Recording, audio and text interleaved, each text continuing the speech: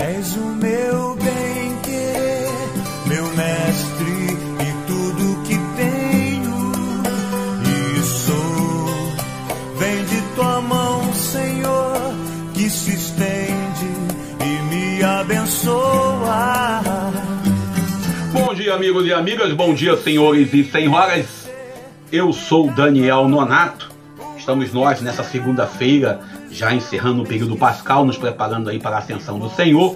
Lembrando a todos e a todas que é um período onde nós estamos lendo os textos de João, o famoso testamento de despedida de Jesus. E hoje a liturgia, vamos ler João capítulo 15, versículos 26 ao capítulo 16, versículo 4a. E a gente olha um pouco para a realidade. Uma das coisas que a gente está vendo aí é essa famosa aplicação da lei Magma, Lei Magma, é uma coisa assim, que fala de punir o Xandão, porque o Xandão está exigindo algumas coisas no Brasil. Uma potência estrangeira não pode se meter em território brasileiro, em leis do território brasileiro. Eu não posso impor na sua casa as regras da minha casa. Essa é a verdade. Mas tem pessoas torcendo a favor disso.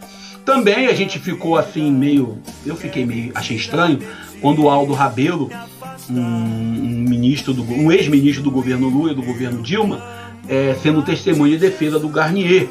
Eu logo me estranhei, porque o Carlos Aldo Rabelo, ele está no MDB agora, foi do PCdoB, foi do PT, foi de esquerda, mas hoje do MDB, foi testemunha de defesa do Garnier, do almirante de Garnier. Deve ter um motivo dele. E uma das críticas dele foi o conflito entre ele e o Xandão no testemunho. Bom, ele já foi perseguido politicamente falando, quando ele foi no tempo da Uni. Ele esperava que o quê? Que o Xandão fizesse um chá, um cafezinho, uma cervejinha para bater um papo com ele. É pressão que funciona mesmo no depoimento. Mas deixa quieto. Vamos olhar para o evangelho de hoje, João capítulo 15, versículo 26 ao capítulo 16, versículo 4a. Primeiro, a gente entra nesse contexto de hoje, lembrando que esse é o testamento de Jesus. Jesus está nos momentos finais da sua caminhada, está aqui no lava-pés, lembrando que nós lemos isso no Evangelho domingo retrasado. Judas já não estava presente mais na sala. E o chamado discurso de despedida de Jesus, ele tem um jeito de falar com ternura e coragem. Ele prepara a sua comunidade para o que virá. Sabemos que o Evangelho de João foi escrito num período de perseguição. E a perseguição, o conflito, a cruz, todos nós queremos um Cristo onde tudo fique muito bom, tudo fique maravilhoso. Mas a cruz que Jesus nos apresenta é uma cruz, como diz o Padre Zezinho, como asa de avião que nos leva para cima. Mas também Jesus nos envia para cima a partir do envio do Paráclito, o Espírito Santo, o Espírito da verdade, o Espírito que não é uma ideia, não é apenas um projeto, mas também não é um consolo alienante. Ele, o Espírito Santo, ele vai nos movimentar e, como um defensor, um advogado, um intercessor que habita em cada um de nós, é aquele que vai nos ajudar a dar testemunho assim como Jesus deu do Pai. E assim como está no centro da fé cristã Cristo, embora alguns pastores que eu conheço, amigos, dizem que o Cristo não é o centro da fé católica, o Cristo que nós somos chamados a testemunhar pela força do Espírito Santo, pela força do Cristo, que é o Espírito dele, e a força dele que vai dar para a gente um testemunho da verdade. A verdade é Jesus. A verdade em meio ao conflito no mundo cheio de trevas e luz. Não há Espírito Santo sem verdade, e não há Espírito Santo que não seja oposição às trevas. O Espírito da verdade é incomparável com qualquer projeto de poder que possa manipular a fé. O clericarismo, sobretudo também o uso da religião para projetos políticos partidários. O Espírito ele vem desmascarar o uso da religião para manter privilégios. Ele, Jesus, anuncia e denuncia esse nacionalismo hipócrita, desse Deus acima de tudo que uns falam, essa teologia da prosperidade e do domínio, a idolatria do Deus mercado e o Deus que anda armado.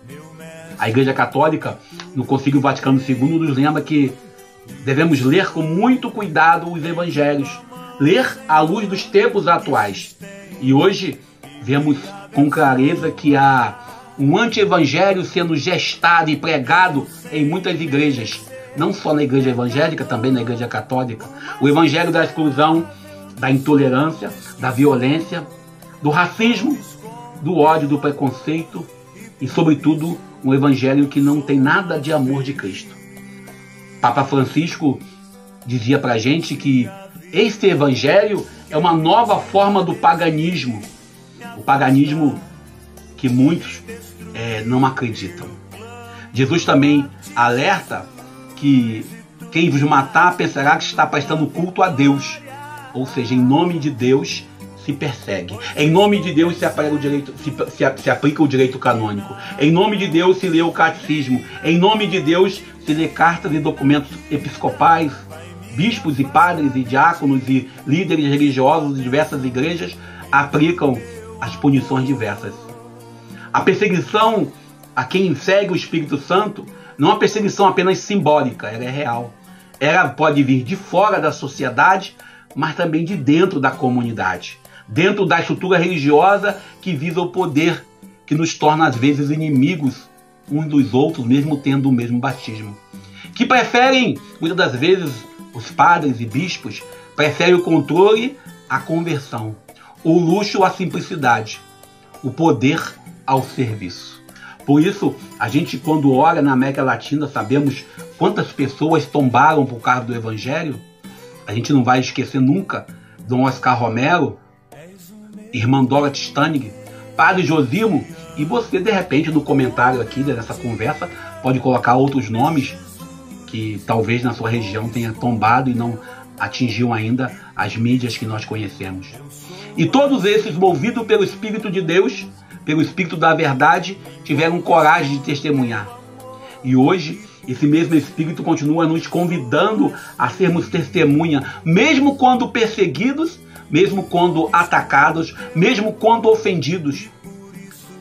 Nos defensores, nos patriotas, não nos patriotas que rezam para pneu, não nos patriotas que ficam esperando uma intervenção do poder opressor, mas naqueles que amam o seu povo, naqueles que defendem a ecologia não como um hobby, mas como uma forma de sobreviver diante do mundo em colapso, nesse período que nós preparamos para a COP30. Nós, defensores das milhares de pessoas que vivem nas periferias, nas favelas. Jesus, ele deixa para a gente bem claro que eles não conheceram nem o Pai nem a mim. A maioria por ignorância. Ignorância de quem? De Deus, do Deus da vida. E mesmo estando dentro da igreja, lhe falta o religar, lhe falta a religião. Uma religião que não é ao Deus da vida, mas ao Deus, vamos dizer assim, o Deus do regimento, do estatuto, tá ou não está na Bíblia, do direito canônico, das normas radicais. Por isso o Papa Francisco, quando ele denunciava o narcisismo clerical, o mundanismo espiritual, e aí no sino da Amazônia, o clericalismo, o Papa Francisco vai definir como a negação do Espírito Santo. Mas não é um espírito qualquer, é o espírito que continua soprando na voz dos povos da floresta, na voz dos leigos, das mulheres excluídas, dos jovens que às vezes nas suas rebeldias por justiça, nas pastorais sociais. A promessa é clara também para nós, também vos darei testemunho. E nós queremos entender que nesse evangelho de hoje, nós somos convidados não apenas testemunhar, mas também viver. O Espírito da verdade incomoda e nos envia para as diversas realidades do mundo. E se não nos enviou, certamente porque nos está faltando o Espírito. Nos desinstala dos nossos tempos luxuosos, transforma as igrejas de portas fechadas em portas abertas.